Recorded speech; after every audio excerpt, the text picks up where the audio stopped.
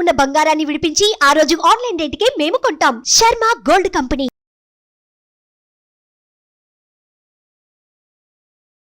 నమస్కారం, సుమన్ టీవీ ప్రేక్షకులకు స్వాగతం.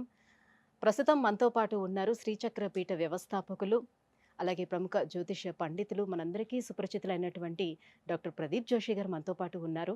ఈ క్రోధినామ సంవత్సరం 27 నక్షత్రాల వారికి ఏ రకంగా ఉండబోతుంది ఏంటనే విషయాన్ని తెలియజేసేందుకు గురుగారు నమస్కారం. శ్రీమాత్రే నమః.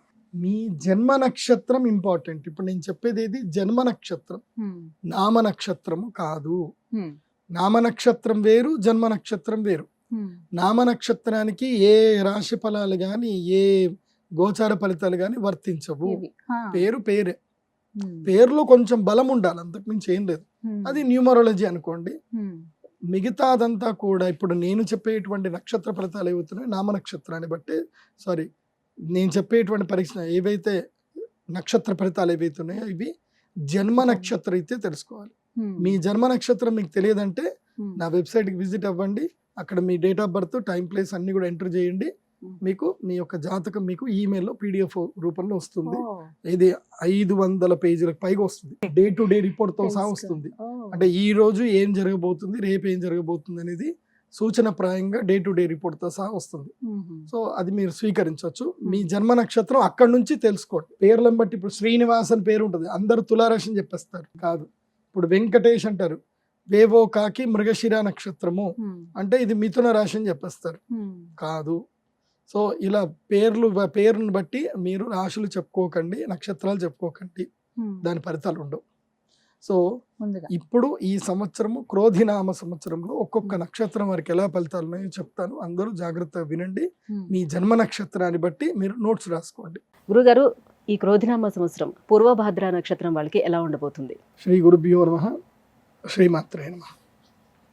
ఈ సంవత్సరము ఎవరైనా సైకలాజికల్గా డిస్టర్బ్ అవుతారు అని అంటే అది పూర్వభాద్రపద నక్షత్రమే. బికాస్ మీ యొక్క నక్షత్రంలో ఎవరున్నారు అంటే శని ఉన్నాడు. శని పూర్వభాద్రపద నక్షత్రం ఉన్నాడంటే మీ యొక్క మస్తిష్కంలో, మీ ఆలోచనలో శని ఉన్నాడు అని అర్థం. శని అక్కడ ఉన్నాడు అంటే అర్థం ఏంటంటే దుఃఖం, ఏడిపిస్తాడు. బలబల బలబల ఏడుస్తారు. ఎట్లా ఏడుస్తారు అంటే అసలు కన్నీ లాగవు, వెక్కి వెక్కి ఏడుస్తారు. అంత దుఃఖం ఉంటుంది, అంత బాధ కలుగుతుంది ఈ సంవత్సరం. మీరు ఏ పని చేయండి, ఎక్కడికైనా వెళ్ళండి, అప్రిషియేషన్ ఉండదు, ఇబ్బంది కలుగుతుంది. తర్వాత మంచి చేద్దామని పోతే చెడు జరుగుతుంది, కరెంటు షాకులు తగులుతాయి, అగ్ని ప్రమాదాలు ఉంటాయి. చాలా జాగ్రత్తగా ఉండండి. మీరు ఫోన్లలో మాట్లాడేటప్పుడు చాలా అప్రమత్తంగా ఉండండి. వాయిస్ రికార్డులు చేసుకుంటారు. ఇప్పుడు ఉదాహరణకి మీ బాస్ గురించి ఏదో మీ ఫ్రెండ్ అన్నాడు, వాడేంది దరిద్రుడు, అస్సలు నాకు పని కానివ్వట్లేదు, ఎప్పుడు ఈ టార్చర్ పెడుతున్నా అంటే, అవునే వీడు నిజంగా చండాలుడే, దుర్మార్గుడు అని చెప్పి మీరు ఏవైతే అన్నారో అవన్నీ కూడా రికార్డ్ చేస్తారు వీళ్ళు. అక్కడ ఎప్పుడు చూపించాలో అక్కడ తీస్తారు. తర్వాత వాళ్ళ మాటలు మాత్రం రికార్డు బయటకు రావు, మీ మాటలు మాత్రం బయటకు వస్తాయి. దానితోటి మీరు అబాస్పాలు అవుతారు. ఈ సంవత్సరము అనర్థాలు, అరిష్టాలు ఎవరికైనా జరుగుతున్నాయి. ఇది టాప్ నంబర్ 1లో ఎవరైనా ఉన్నారు అంటే అది పూర్వభాద్రపద నక్షత్రం వాళ్ళే. టాప్ నంబర్ 1 ఇన్ ద నెగిటివ్లో టాప్ నంబర్లో ఉన్నారు.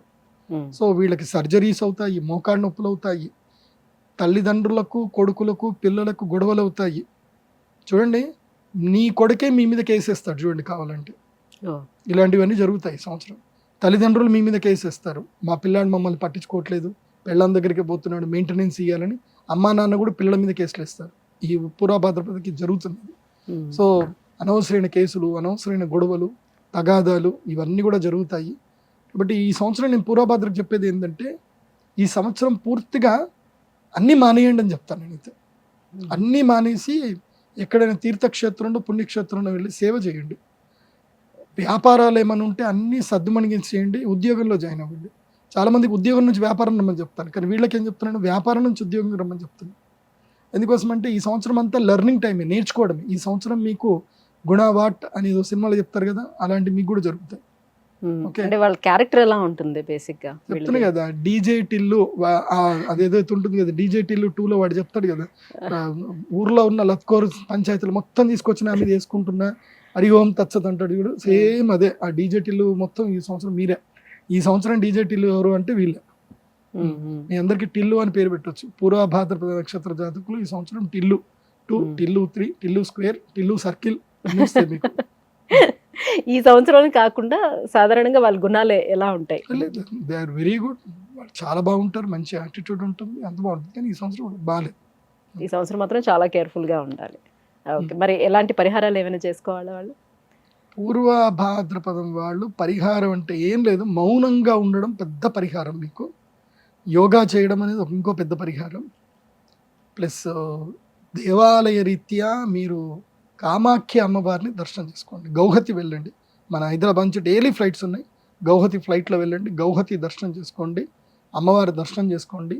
ఆ తర్వాత విశేషంగా కామాఖ్య తంత్రం అని ఒక పూజ ఉంటుంది, అది ప్రత్యేకంగా మీరు చేయించుకుంటే మంచిది. అంటే సంపదలు ఎక్కువ ఉన్న వాళ్ళకి చెప్తున్నాను, సంపద లేనటువంటి అంటే సంవత్సరానికి 50 లక్షలకు పైగా ఇన్కమ్ ఉంటే కామాఖ్య తంత్రం చేయించుకోండి.